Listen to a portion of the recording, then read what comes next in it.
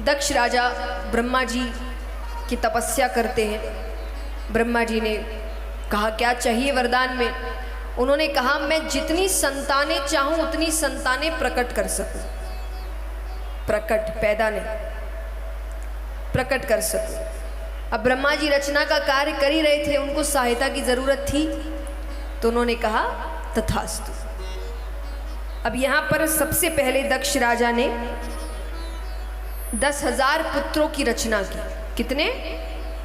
10,000। उनसे कहा कि आप तप करने जाइए और उसके बाद गृहस्थ का पालन करिएगा। उसके बाद गृहस्थ का पालन करिएगा।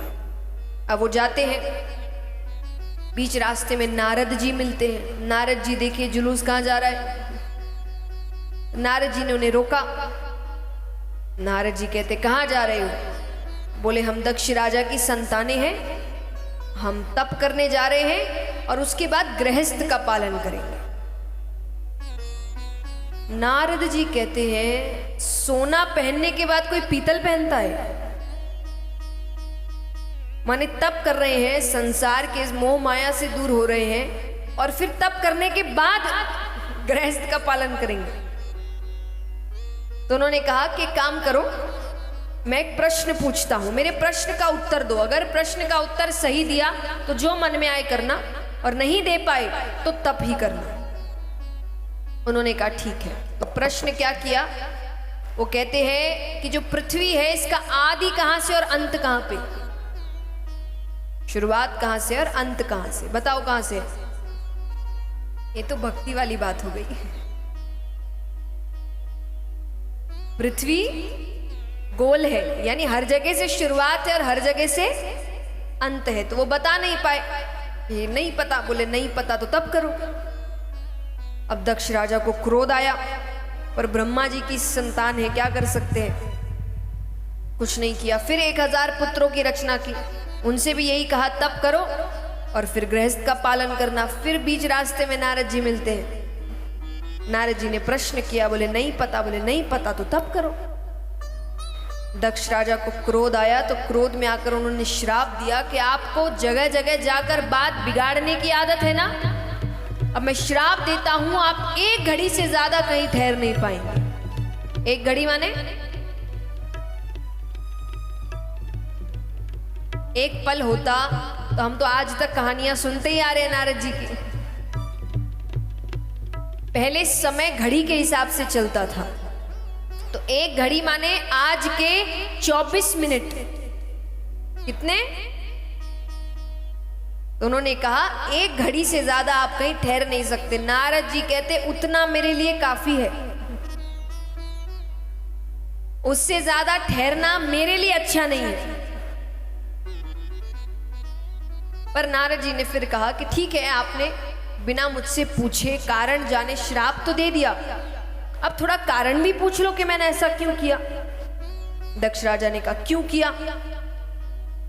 बोले आपने ये जो वरदान मांगा इससे किसकी सहायता होगी? बोले आपके पिता की तो सहायता होगी, मैं रचना में अपना सहयोग दे रहा हूं। बोले कैसा सहयोग?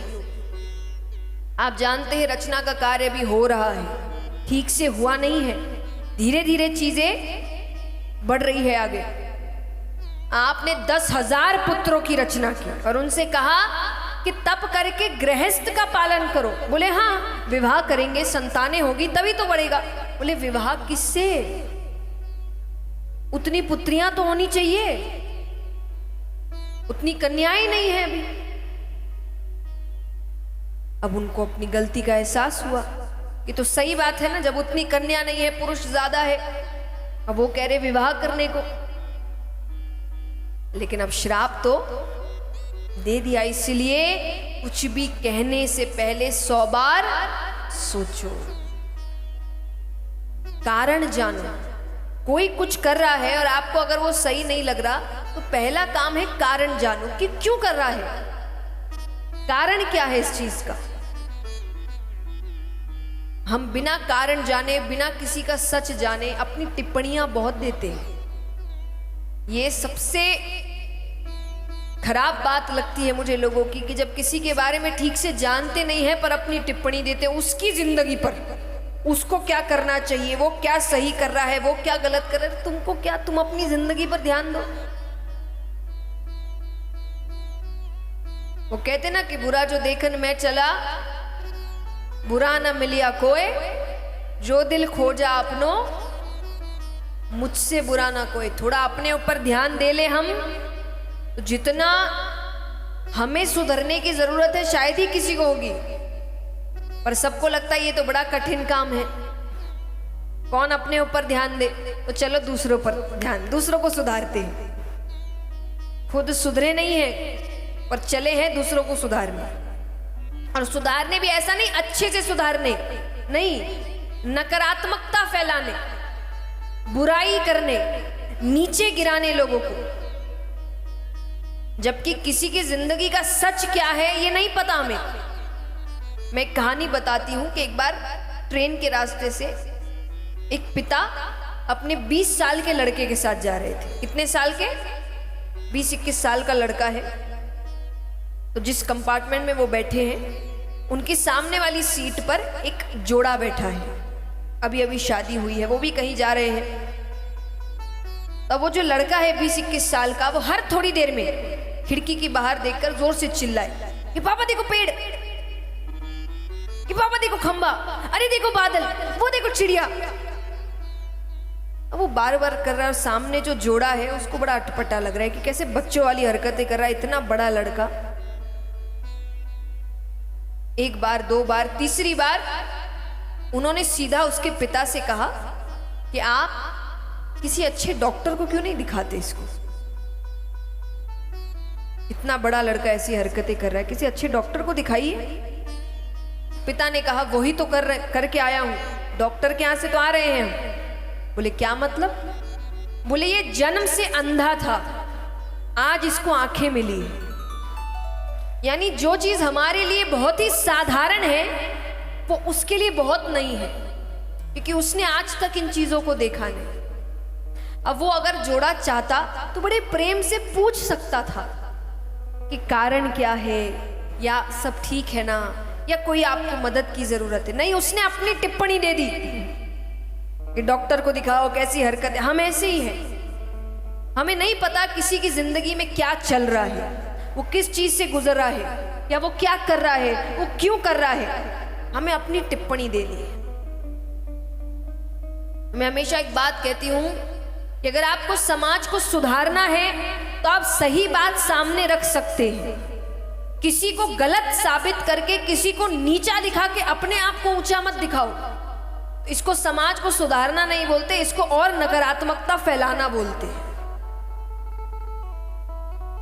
कि आप किसी और की बुराई करके, मान लीजिए कोई व्यक्ति है कि वो उसने कुछ गलत बोला, आप सही बात बता दो कि नहीं भाई सही बात ये है, पर हम क्या करेंगे, पहले हम उसको पूरा नीचा करेंगे, हम उसकी बुराई करेंगे, हम उसकी बेइज्जती करेंगे, हम उसको गलत दिखाएंगे, और फिर हम बताएंगे अब हम बताते हैं सही क्या है।